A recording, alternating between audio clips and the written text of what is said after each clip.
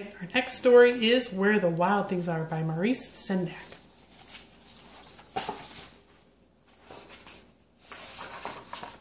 Where the Wild Things Are. The night Max wore his wolf suit and made mischief of one kind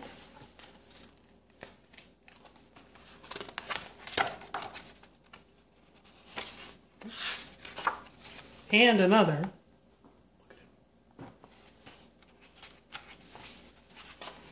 His mother called him Wild Thing, and Max said, "I'll eat you up." So he was sent to bed without eating anything. That very night in Max's room, a forest grew and grew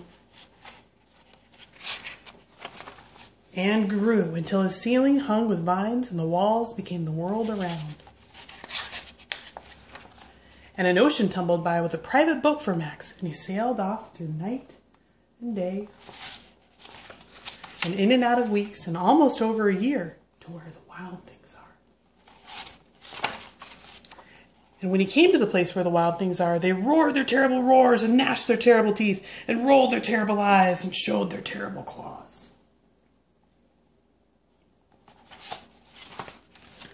Till Max said, "Be still," and tamed them with a magic trick of staring into their yellow eyes without blinking once. And they were frightened and called him the most wild thing of all.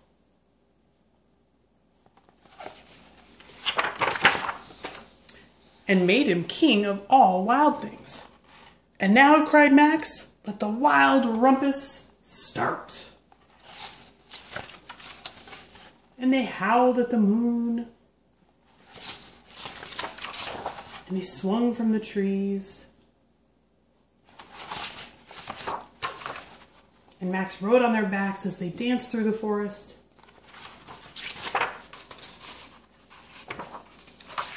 "Now stop," Max said, and sent the wild things off to bed without their supper.